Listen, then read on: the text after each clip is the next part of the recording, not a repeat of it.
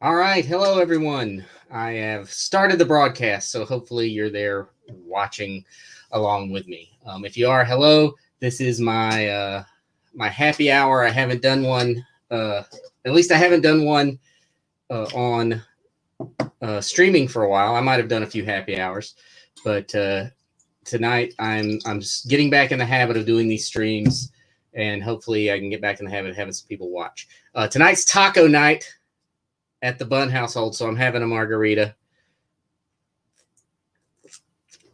It's delicious, and I hope you're all having a wonderful drink as well.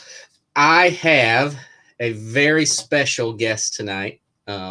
We are going to we're going to have I'm going to start trying to have more people, other creators, writers, editors, other fans joining us for these broadcasts tonight. Though, to kick us off in the right way, I have brought someone along who is such a talented creator, such a miracle to the world of comics that I'm honored to have him. I don't know if we have any guesses of who this might be. I'm just telling you, you can't possibly guess high enough of who this is going to be. It is not Cindy Bunn. I did see someone say Cindy Bunn, and that would have been even better. But all right, so here we go. Drum roll. Who could it possibly be? One of my favorite creators of all times. It's Dennis Hopeless. When you're nice to me, it doesn't ever sound sincere, even if you don't say anything insincere. Well, take it for what you will, man. I feel I was being very sincere. I feel I was sharing how much I think of you. I do see that someone said Jeff Loeb, and now they're just like, oh, it's not Jeff Loeb. It is disappointing. I'm disappointed that I'm not Jeff Loeb. Well, welcome, Dennis. Thank you for joining. It's sort of a little Missouri Swagger reunion show for us here. We never did a live Missouri Swagger though, so there's still time. What's interesting? That's what this may be the longest you've gone in a decade without hearing my froggy tones, because we have texted, we have not spoken in some time. Yeah, it's been several months, hasn't it? Yes, we've both been busy men. Yeah, well, I don't know. I don't feel like I've been very busy. So, but you just didn't want to talk to me. I just didn't want to talk to you. So I've got a lot of stuff I'm going to talk about stuff I've been up to, things that I've got coming out and everything. But what have you got going on, Dennis? What's kicking in your world? 2020 was a weird year for everyone, but everything that I had lined up got frozen at the same time. And so like EXO went on pause, and I was on 2 different Marvel books were coming out that went paused for a while before they finished up. And then everything I had lined up got paused. And I started to get real nervous after a couple months of that. And so I started reaching out to other creators and digging out old pitches and polishing them off and pitching a bunch of creator owned. And that went pretty well. So when the pandemic ended and stuff started opening back up, instead of going for work for hire, I had all these creator owned things going. So I'm well into working on those things, but they're all unannounced. So I am very quietly working on things that will come out in 2022. And then, I've just been recording my face and putting it on the internet, talking about various things. I have been seeing you on the Tic Tacs every now and again. Well, the basic idea is I don't want people to forget I exist while I make all these books. So I just talk about shit and put it online. How could that be possible, Dennis? How could anyone forget you? Well, there's a lot of noise out there. I mean, I'm all signal, but there's just a whole lot of noise you got to break through. All signal, no substance. That's not what that means. No, I like it. I think that's what you should. That should be your brand now. All signal, no substance. Well, that's I mean, EXO's coming out though now, right? I mean, yeah, EXO finally came back, but I mean, you had the same thing with Shadow Man. Like we were deep into those things, and then right as they were about, in your case announced, in my case come out, it all froze for a good long while. But no, yeah, the 4th issue of EXO just came out, and I'm writing issue 7 this week. So okay, we're full speed ahead. But there, yeah, it was a hot minute where I didn't have a whole lot to do. Yeah, so that's awesome. Shadow Man was supposed to come out last year, obviously, and it did not because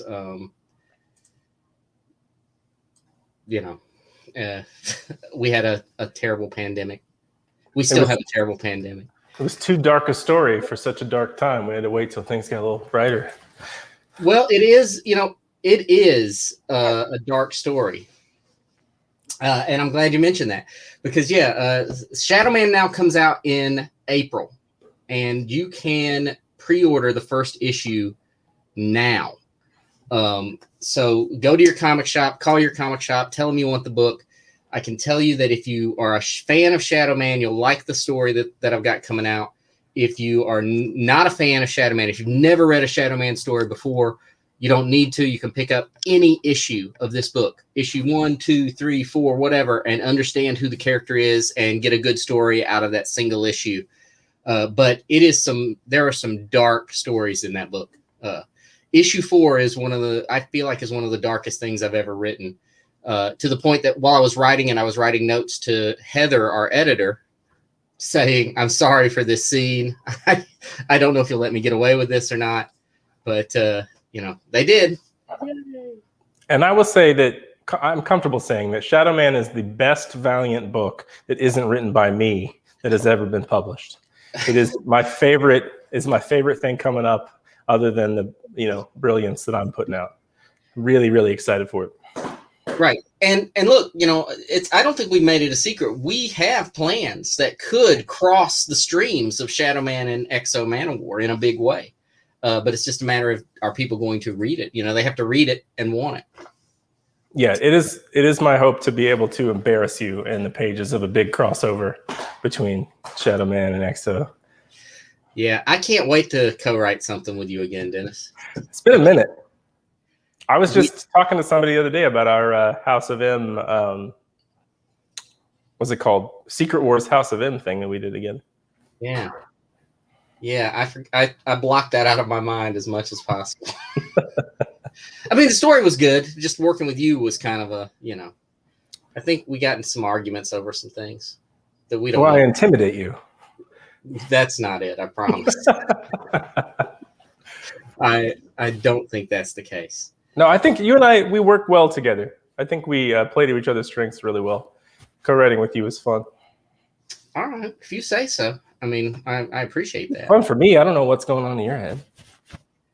Well, co-writing's tough for me sometimes. I'm getting, I either feel like I'm not pulling my weight or I'm doing too much of the heavy lifting.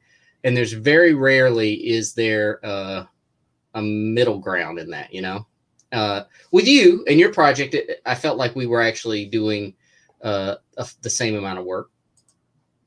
What was that? That's nice of you to say. I remember when an early project I did at Marvel was Venom with Rick Remender, and I felt like Rick and I were doing an equal amount of work. And I did Drax with CM Punk, and we were doing, very similar amounts of work. But there have definitely been projects that I was co-writing on that I don't feel as though the work was doled out equally. So I've only really co-written. I'm trying to think. I'm going to put my foot in my mouth, and I've maybe co-written with a bunch of people I've forgotten. But the only true co-writing that I, at the moment, recall doing, other than like developing stuff with artists where they bring a lot to the table, story-wise, is with you, because my image book, Sea of Stars, Jason Aaron and I co-write that, but we just like split the characters. So I write the dad character and he writes the kid, and we don't really collaborate. But you and I were like passing outlines back and forth and passing scripts back and forth. It was a true collaboration. It was.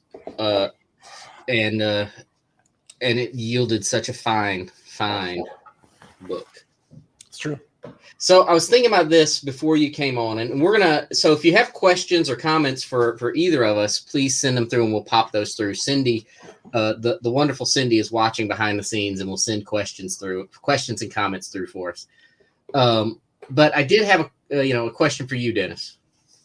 Yeah. This is what I wanted to. This is the deep thought that I wanted to cover today.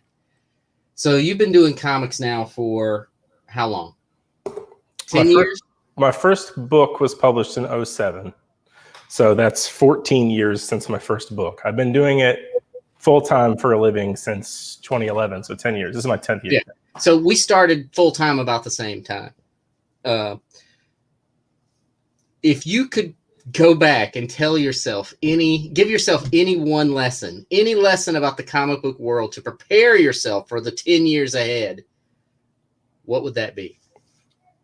To always leave space for creator owned. I'm not a super prolific writer. I can only do 3 projects really comfortably at a time. And it took me a minute to get to that. And because of that, Marvel kept me very busy from that first year. And most of the time I was really busy. And it wasn't until this last year that I really learned how to pitch multiple places, have multiple creator owned things, plates spinning, so that I could scratch that itch. Right. Because as much as I love superheroes and as much as it's fun to make that good work for higher money, there's something about creating worlds yourself and characters yourself and being in charge of it and writing things that are in other genres that's really creatively satisfying. And I wish I hadn't waited 10 years to really learn how to do that. Like, that's one thing I've always envied about you, is you always play in all of the different pools at the same time, and we're able to scratch that itch. So that would be my big advice for little baby me. Well, I think honestly that's great advice. I mean, I always had creator owned stuff going, because that's how I broke. I mean, it's how you broke in too. But I always had creator owned stuff going. If I were to go back and give myself some advice, when I thought of the question, my first thought was, I know exactly what it would be. And that would be never sign an exclusive agreement. But then I was like, maybe that's maybe not right, because it was that exclusive agreement that allowed me to become a full-time writer. I do feel like I got more work even at Marvel after that exclusive agreement expired. That's when really everything blew up at Marvel. I was doing so much stuff for them for a while. And I don't think I'd ever sign another exclusive agreement unless there was a lot of money associated with it. Right. If there's a lot of money associated with it, I'll consider it. But that would be, you just have to judge. I would have told myself, make sure you really consider all your options and what the possibilities are, because I think you can distill both of those advices down to one thing if you just say, never quit betting on yourself. Because I think in order to get a job like this, in order to be a creative that makes a living doing it, you have to bet on yourself despite the odds for a good long while. Like, no one wants to give you money out of the gate. And there's something about that first work for hire, or that first, like, this can be real money, that you kind of ease up and start playing prevent defense and not betting on yourself fully.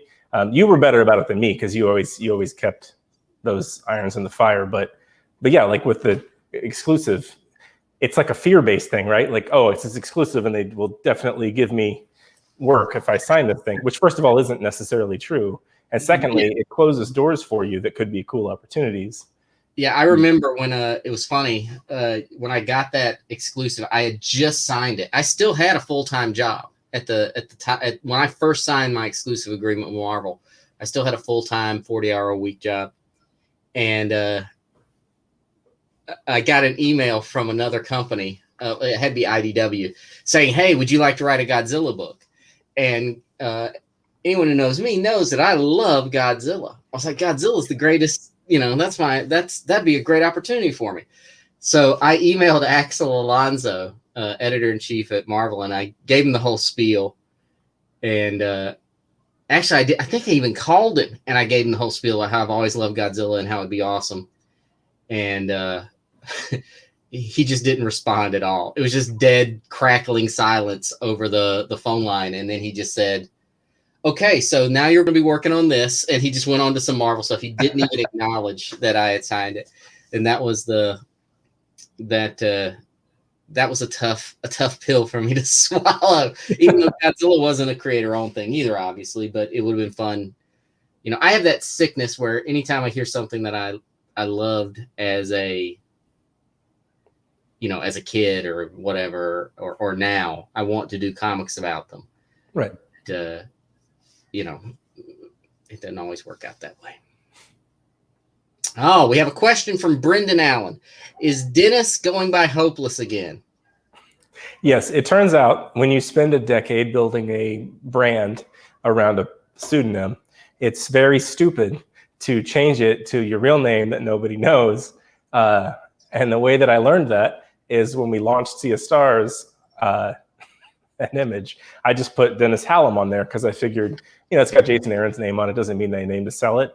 And all of the early reviews assumed I was the artist, who was someone they'd never heard of before. So I didn't get any credit for my own book.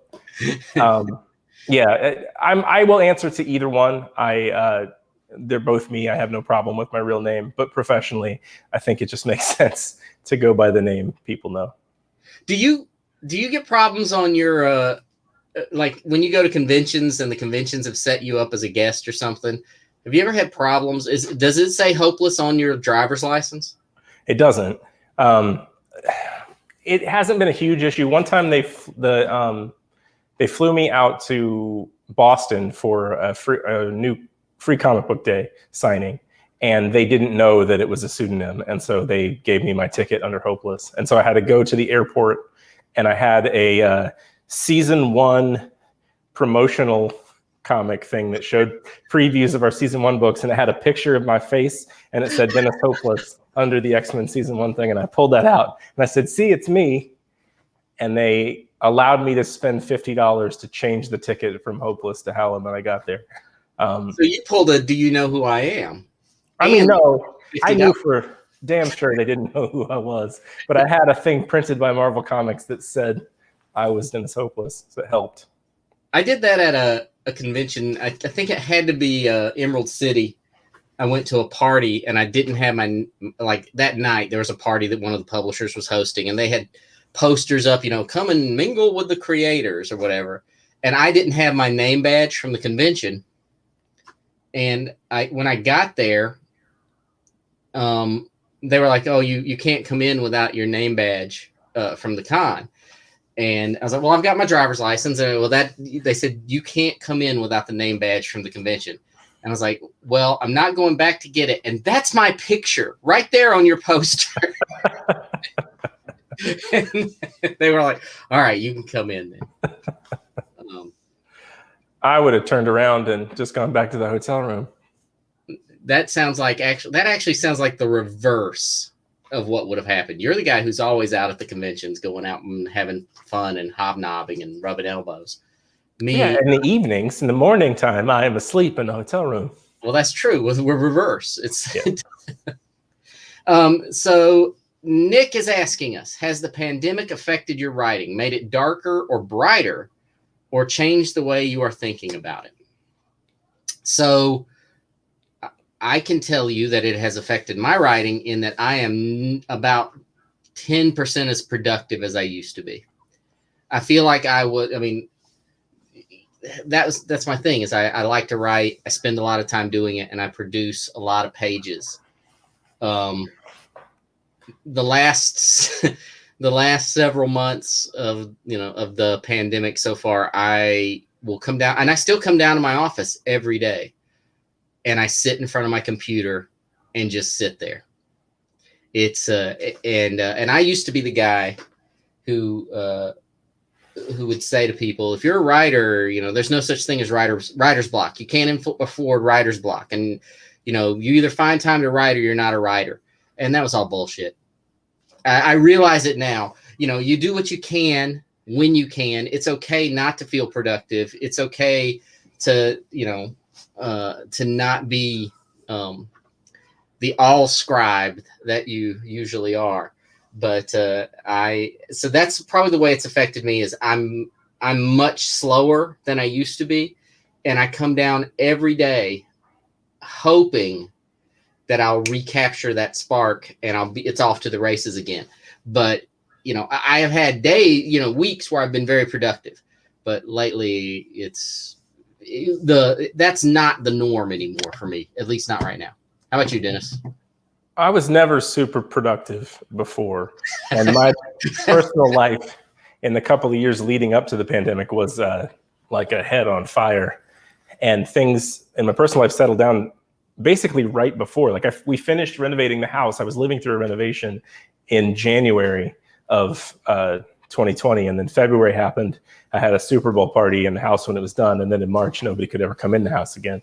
And so it didn't affect me early on. It didn't affect me as much because it was just kind of like, oh, I get to relax. I had to get a break from deadlines. Like I kind of, if anything, gave me a little bit of a recharge. And then there was a period of time when I had nothing to do and felt completely worthless. And it was very difficult to get anything done. I had to throw myself, like I built a wall in the garage. I dug a bunch of rocks up in the backyard and knocked down posts that used to be a porch on the back. And at some point I realized, okay, what? You became a lumberjack of sorts. Yes, I did. I hurt my back very badly by doing a bunch of manual labor because I felt so worthless. And all of that led to me rediscovering my love of creator-owned and doing more work and actually having that time to really process this stuff and think about it and not just try to do it on the side invigorated my writing in some level. But I'm just now getting to a place where I have deadlines and there are things stacking on top of each other. And I'm the same writer I always was. I'm kind of not super productive. Like my systems work, I can get shit done, but it's usually 2 days later than anyone would like. Speaking of hurting your back, Dennis, guess what happened to me? You hurt your back? A couple of days ago, I opened the door. I was going to go check the mail. And I looked outside and I was like, oh, it's kind of almost balmy outside. I don't know what's the problem. And I stepped outside and I stepped one step off the front stoop of my house onto what I thought was just wet sidewalk. And my feet just went whoop. And I flew through the air and landed on my back. Now I sprung up instantly. Years ago, my family won a trip to the Bahamas. And I remember it vividly. I was in the pool. And my dad came walking down the way and he slipped on the wet poolside and he fell and sprung up like in a split second, like so that no one would see him. And he never once complained, and it had to hurt because he fell hard. Now I went on Twitter and I said, oh, I just fell on. I also sprung up very quickly, but I went on Twitter seeking sympathy. I also told my loving wife, Cindy, about it. And her response was, do you think the Ring doorbell captured it? Because she wanted to see the video and post it to TikTok of me falling. She wanted to post one of those damn TikTok songs that they play on every video, only with me as the victim. Luckily, the Ring doorbell was actually disconnected from our internet the moment I fell. That is a damn shame because I want the same thing Cindy wants. Well, honestly, I'm a little bit disappointed too because it's probably the most hits I would get on anything ever if I just fell. So I might have to recreate it. I made a TikTok of you once with one of those songs. You did a dance, remember? I sent it to Cindy. She's seen it. Oh, I'm sure she did. So Shane Walton asks, are we going to see any more Dark Arc? So I didn't bring it. I didn't bring it up in here. I thought I did. Dark Arc After the Flood has just been collected in trade paperback, so you can get that. You can also get it, Dark Arc After the Flood, in the giant hardback Cullen Bunn All My Little Demons that Aftershock just put out. But my answer to your question, Shane, is I hope so. The difficulty is it's all based on, interest. If you really want to see it, tell the folks at Aftershock you really want to see it. Talk about it online. Get people to pick it up. It's all about sales, to be honest. And if if it seems to warrant it. Dark Ark was a very successful book for Aftershock, but unfortunately, every book anymore, there's sort of an attrition. You've seen it, right, Dennis? Yes. There's an attrition every issue. By the time the second issue is ordered, you've lost 50% of your sales. The first issue hasn't even come out yet, and 50% of people have jumped ship. So it's tough. I hope so, and I think there's still potential out there, but there is nothing on the books right now. I am doing a couple of new books for Aftershock, but another Dark Ark is not part of it. But hopefully, fingers crossed. So Nerdette's Newsstand asks, what was your favorite thing about writing Bone Parish? That's for me, Dennis, not you. I know. You wish you wrote Bone Parish. I had 3 smart-ass answers, but I didn't say them. Bone Parish was it's a book I'm very proud of. I love that it was when I started Bone Parish as a creator-owned book, I knew exactly how many issues I had going into it. So there wasn't a matter of me plotting for 30 issues and getting 12. I knew I had 12 issues. And Dennis, I know you can agree with this, right? That's sort of it's liberating to have those kind of limits because you know exactly what you can do. Yes. So I enjoyed that I was able to tell exactly the story I wanted to tell. I enjoyed that Bone Parish is vastly different from any other book I've done. And I just like the tone of Bone Parish. I love those characters, and I would love to go. I hope to go back to the world of Bone Parish at some point. I ended that series. It has just enough of a cliffhanger that we could tell another series that would be the same but different, and I like that. I am, however, working on a new book with Jonas Scarf. We are doing a new book with Boom that if you liked Bone Parish, you're going to love this book. I don't know when it's coming out. The first 3 issues are drawn, but I don't know when it hits the schedule or when it's going to be announced. But if you like Bone Parish, you're going to love this. Leonard Pig asks, hey, Leonard, it's good to see you. First, given the recent layoffs among the bigger companies, do you think creator-owned is the way of the future? Dennis, do you want to tackle that question right off the bat? Well, I mean, I don't think the big companies are going away. I don't think work for hire is going away. And I think that work is really fun to do. And you'll see both of us doing more of that in the future.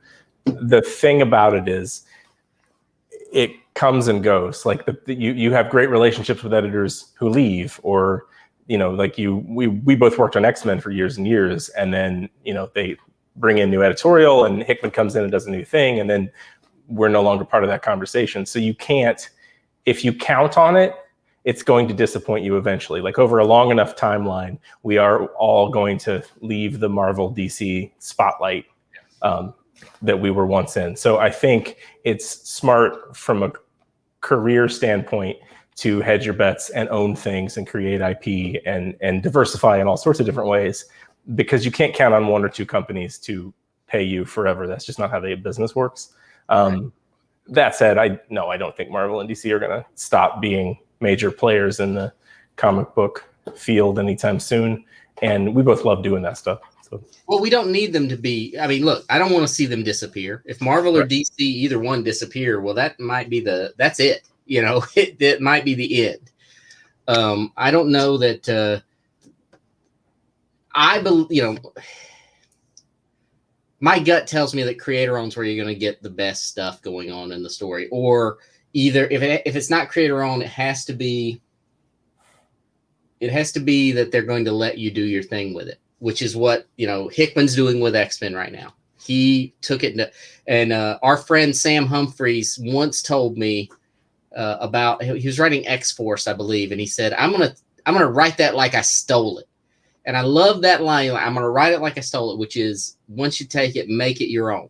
That's one of the things I like about the Valiant stuff is I feel like I'm writing Shadow Man like I stole the character. And it feels very creator owned to me. It's not, but it feels that way. And And yeah, we're always, as long as, you know, there's potential out there. And if they were to call me tomorrow and say, we want you to write another Magneto book or another Sinestro book or Swamp Thing or Man Thing, any of those, I'm going to jump on it because I love those characters.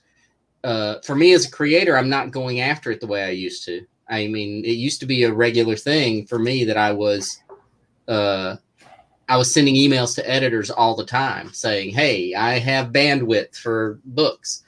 And I don't know that that's there for, first of all, I might have bandwidth. I don't know that the publishers have bandwidth right now for me to be a creator for them. And that's fine.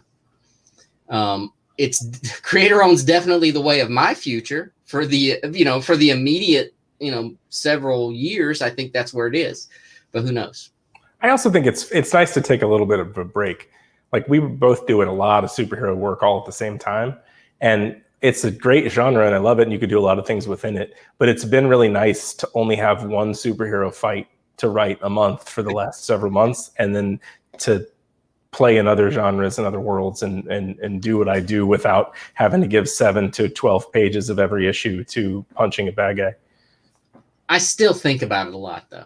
I still every now and again I wake up and, oh man, this would be a great story for Spider-Man. Of all things, I've been thinking about Spider-Man a lot lately. I mean, that's not going to happen, but I have a great horror Spider-Man story. Web of Spider-Man, I completely reinvent it and I write it like I stole it, and it'd be amazing. That's a story you're not going to get, but you can all wish for it. Do y'all have a go-to? First of all, Robert, I like the y'all. Thanks for the use of y'all in this. Do y'all have a go-to beverage when y'all write? 2 y'alls. Robert, you were speaking my language, my friend. If I drink when I'm writing, I'm going to be asleep within a couple of hours. So anything with caffeine in it. I drink a lot of caffeine. I've got these B2 vitamin drinks now that you can put in water, and it like gives you like 5,000% of your vitamin intake for a day. And I've been drinking those. But I think the days of of doing a Hemingway and drinking your way through writing, that doesn't work for me. Dennis, do you drink while you're writing? No. I drink a lot of cold brew coffee. My goal is to drink just enough that I'm wired, but not so much that my leg won't stop moving and I'm distracted. And then you're just running in a circle. You're trying to write. I used to work in coffee shops, and I would get espresso shots. And so I'd order these espresso shots, and they just bring me more and more all day long with a back of club soda. And one day somebody was telling me that, like, Dennis, you should probably stop. Like, you've had 8 of these things. And they started telling me a story about a guy getting pulled over and getting a ticket for driving under the influence because he had so much caffeine in his body that it was affecting his ability to drive. And he had 14 shots of espresso. And I said, yeah, but I only have like 8 or 9. And the lady was like, Dennis, these are always double shots. So I had significantly more caffeine than the man in the story. So yeah, I'm like you. I like alcohol and I drink it when I'm done. But if I drink it during the day, that's just a nap waiting to happen. Now that said, there are a few things. The thing I probably miss the most since the pandemic is I used to go a couple of times a week to the corner bar, and I would sit there and I'd have a couple of beers, a couple of old fashions, and I'd outline and brainstorm. And those were very productive times for me, and I loved it. I just don't get to do that anymore. And that's the thing. That's what I want back. I want it back. But yeah, I miss being able to go out and write and think in a hustle and bustle of people around, but that's just not safe. Yeah, not right now. Tony Ballgame asks, what interested you to write for Cyberpunk? So we're speaking about Cyberpunk 2077, which is a Dark Horse series that I did. It hasn't been collected yet, but it should be collected soon.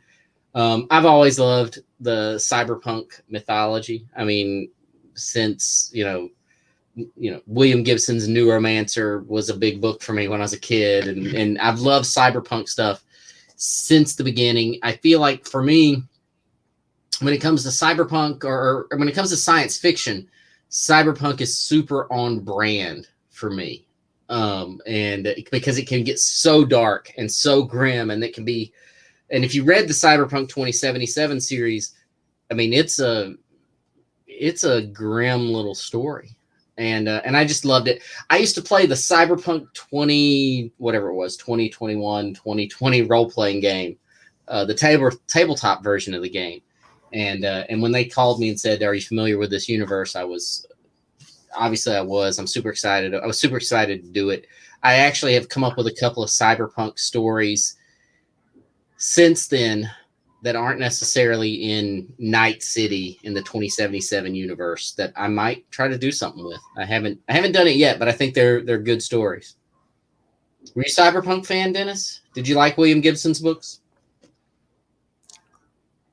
I don't know what that is. I know what Cyberpunk is as like a general idea, but no.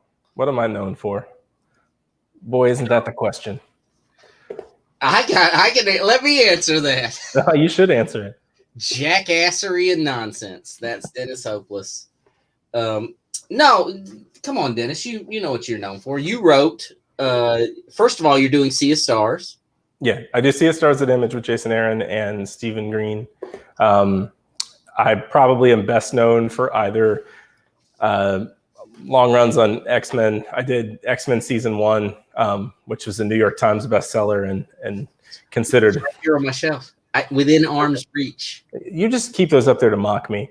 And then I did Cable and X-Force, all new X-Men, Jean Grey. I did X-Men books for a while, and then I did a long run on Spider-Woman when she was pregnant, and before and after a few years ago.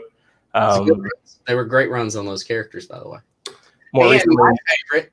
What's my favorite, Dennis?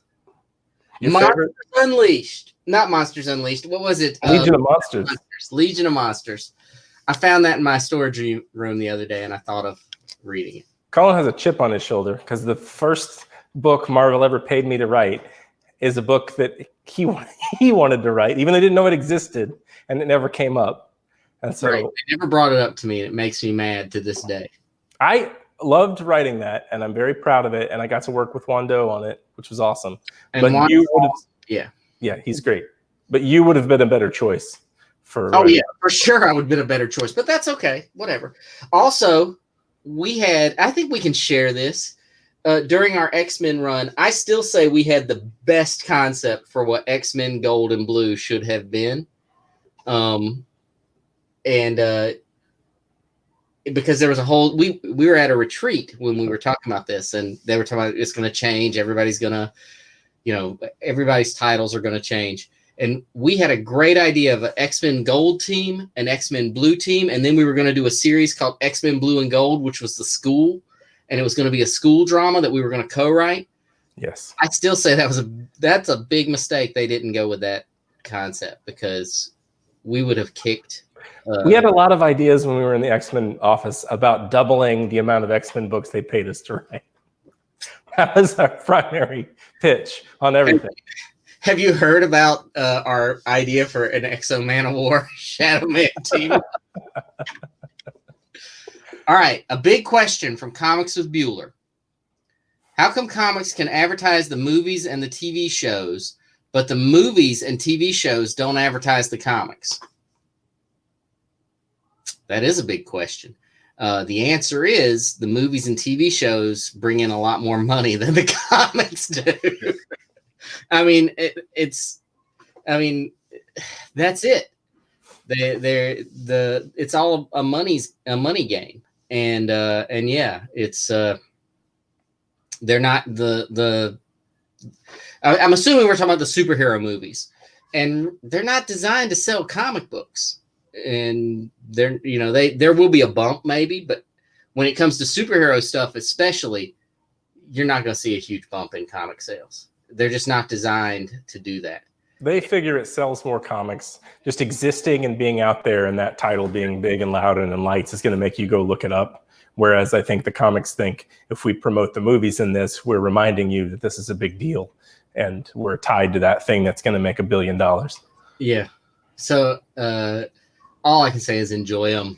Enjoy the comics if you enjoy the comics. Enjoy the movies if you enjoy the movies and TV shows. I know, Dennis, you've been enjoying WandaVision lately. I have. I see that you and Kyle Strom talk about it all the time.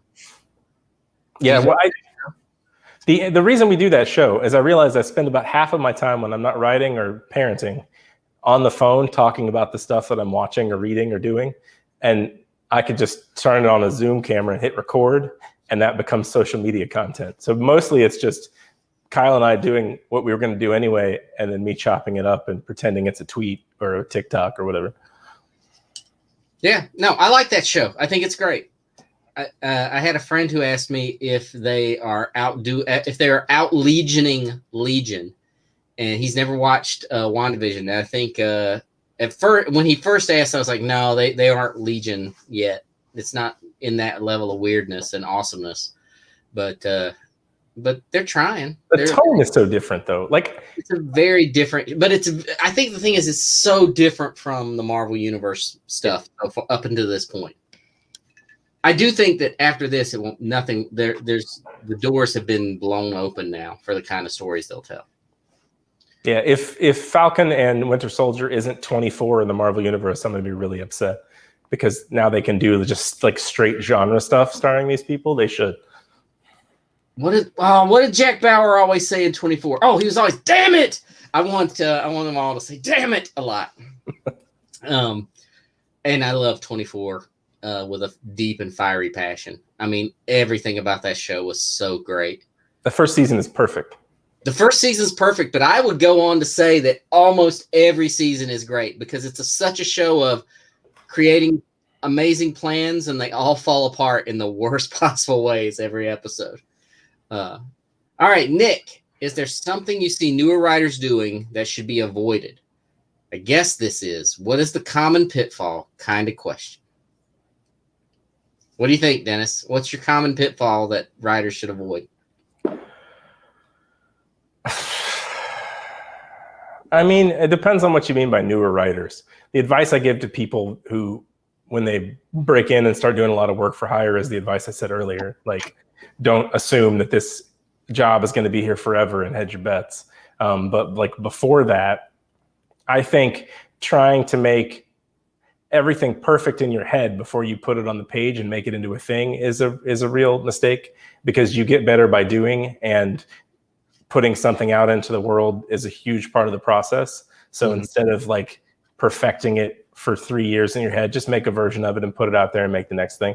That'd be my big advice. I like that. I keep this on my desk at all times, the Cult of Done Manifesto, which I've had for 20 something years. And it's all about, done being the engine of more, and perfection being a unicorn that you're never going to attain. I like that. I would also say, don't try to create a 75 issue epic.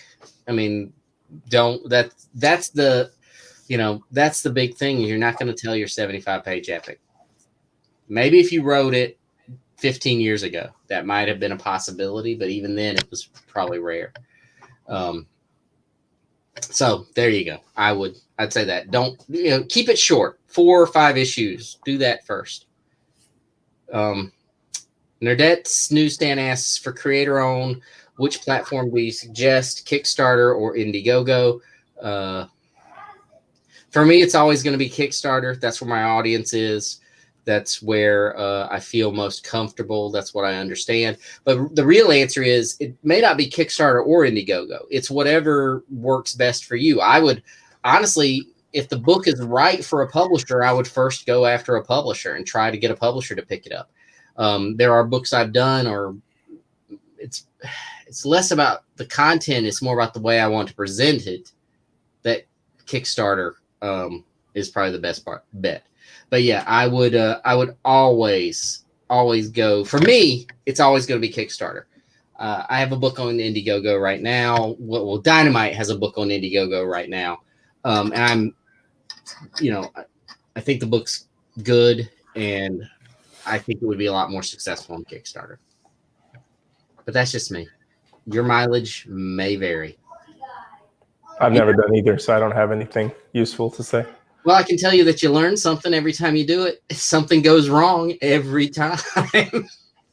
um, Jimmy Z, my buddy Jimmy Z, and your friend too, Dennis, your buddy Jimmy Z, and I just did a book on Kickstarter. Everybody should have all their copies at this point, but we learned. I mean, just every time you do it, something explodes or goes wrong, and you learn something else. So hopefully, the next one we do will be even better.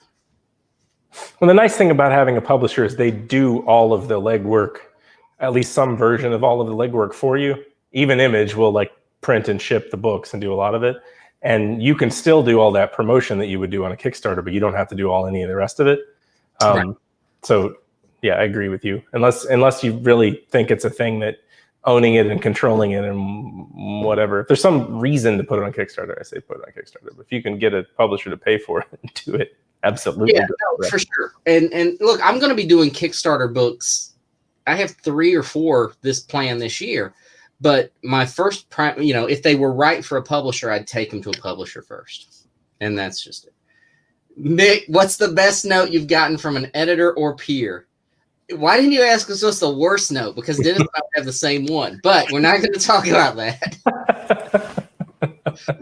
Dennis. We can talk about it. I want to say it. No, we're not saying that. This is my live stream, and we're not doing it. I do know that we have the same one. But what do you think, Dennis? Best note? I mean, the Sam note you said earlier is pretty good. Well, that was Sam just saying it, though. That wasn't an editor note. I mean, I don't know. This is really, I'm sorry, I keep talking. It's like we're at a stop sign and both of us want to go. The thing that I think about the most now that I didn't think about before is we live in a world where you promote your books online a long time before they come out. They're like movie trailers that have to be out. You promote. So don't make the end of your first issue something that the people know from the ads of the book. Like, right. You have to sell the premise of the book within the content of the first issue, and there's got to be some other twist or change or movement at the end of the first issue that makes people want to read the second issue. Because no matter how cool that premise is, if they already knew it going in, they're going to be a little disappointed if there's not something else. And that, right. I got that note from Kieran Gillen. Yeah. I think the best one for me is that an editor gave me was, every issue should have a beginning, middle, and end, and try to keep that in mind, even if it's a continuing story. And I do try to keep that in mind. And also somewhere, and I don't know if it was an editor, someone told me on a very basic level, remind people where they are every page of the comic. Every page needs to have some panel that reminds the reader what the setting is. And I try to keep that stuff in mind.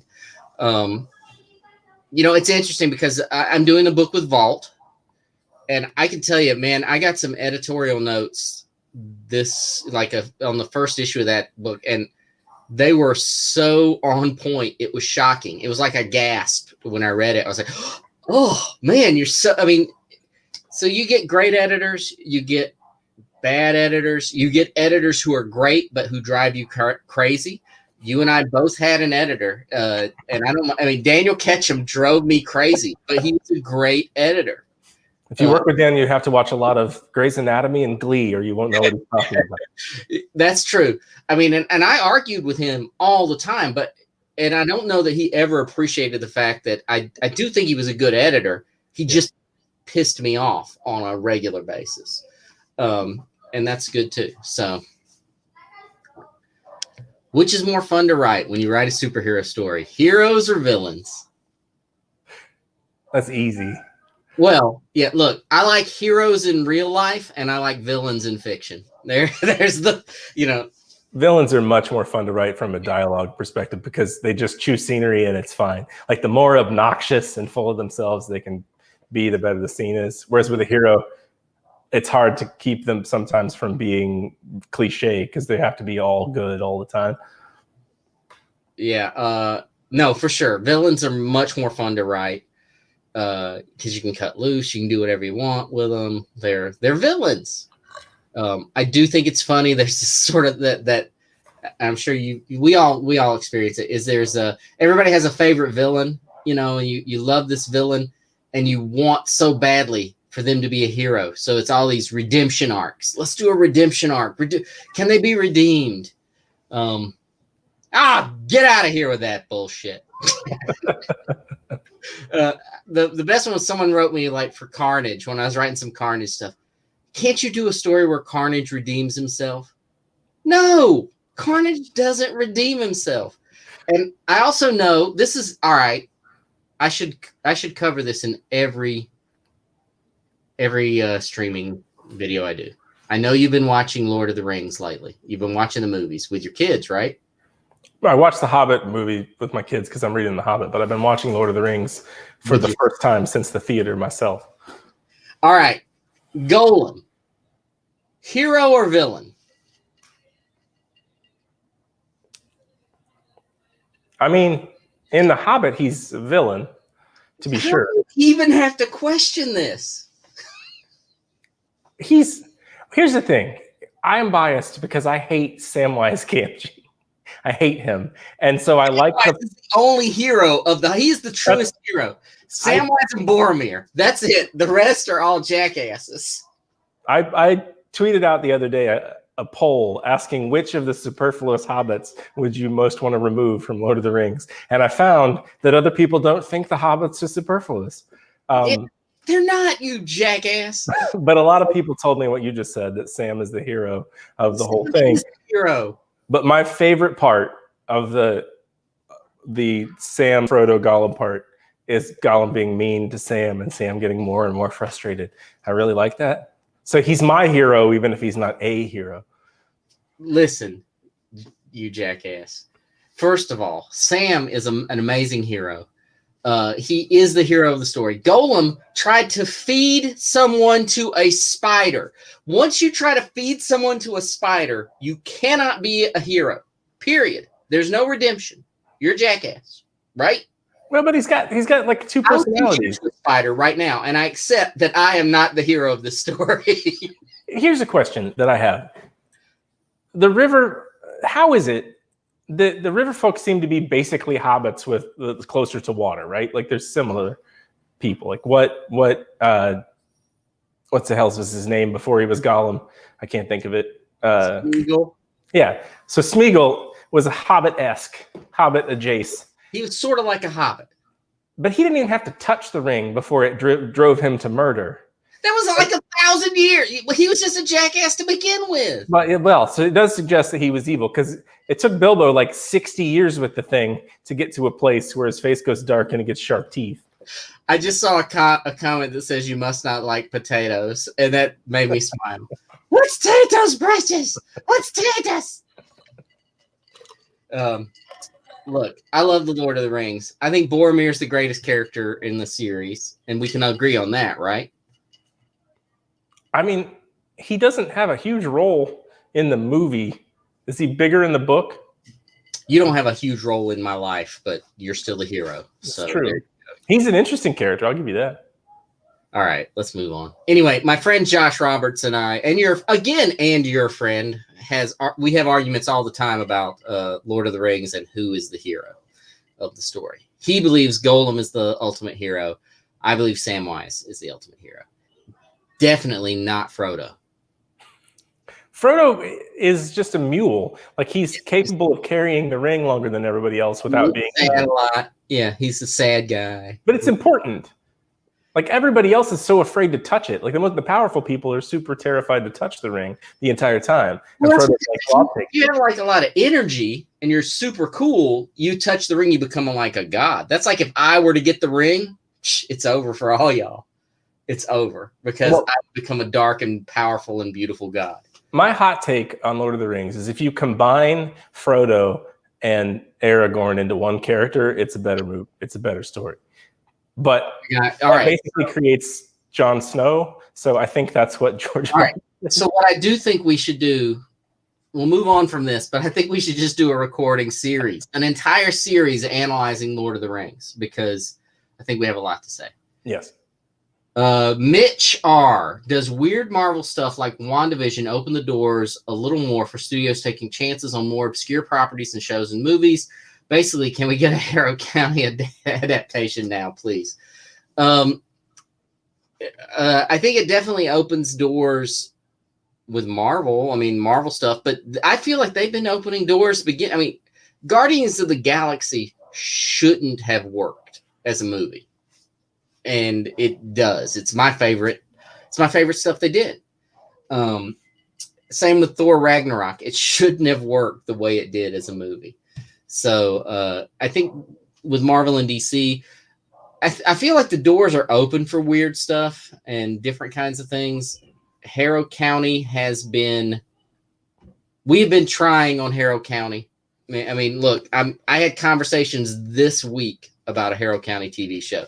So maybe, I mean, there are definitely people out there in Hollyweird that want to make these shows and want to do cool things and want to do interesting things.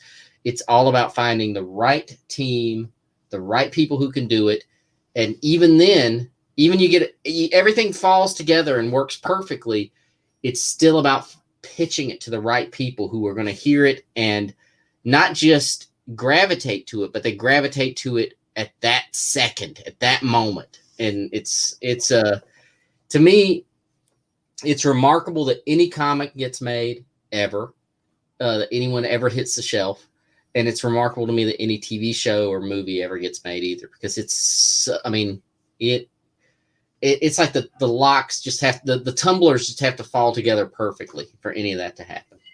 I think the streaming service wars that are happening and about to happen more has opened up a lot of opportunity to get stuff made more than it would have been before. However, I think there's also 100,000 shows, so having something break out is going to be a little more difficult. So yeah, it's very complicated. It's very, and I'm learning more about it in the last couple of months than I have in my 10 years in working in comics. Only because I'm in the middle of pitches and everything else. It's crazy. Chet Smith, and my goodness, Chet, what picture have we picked? Holy cow, that's a fine picture, Chet. I need to, whoever took that picture, I need to have that as my author photo. Is there someone that you have met from the industry that you had a hero complex with, and how did that first impression go? Dennis, when you met me, how did you were horrible when I met you. Actually, when I met Cullen, he was very charming, and he convinced me to buy, I think it was The Damned. And the only thing I had out at the time. You talked it up, and you really, you were happy to hear that I was a writer, an aspiring writer, and that I wanted to do stuff. And you sold me this book, and you said, here's my email address. I want you to let me know what you think. And I went and I read that thing, and I emailed you, and you did not respond to me. I think I did. You didn't respond at all. No, and I I've did. been punishing you verbally ever since. I'm sure I did, and you just deleted it. Will you tell the story of the hero of yours that you helped up onto the con stage? Woo! I don't. All right, is it possible to tell that story without? Just don't say who it was. Yeah, all right. So I've met many of my heroes.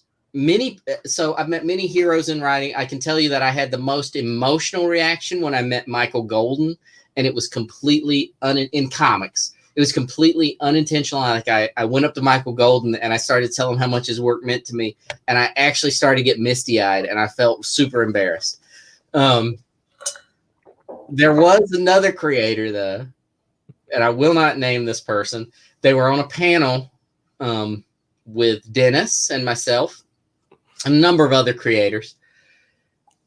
And as we were getting up, there's like steps going up onto the stage. And as we were going up onto the stage, this creator stumbled.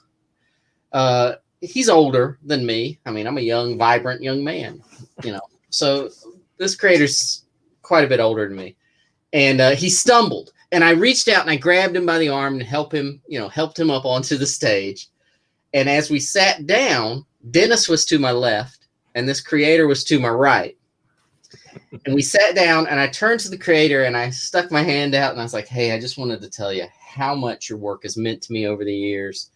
How, just how much he inspired me." I went on for a good 15, 20 seconds about how this person really inspired me.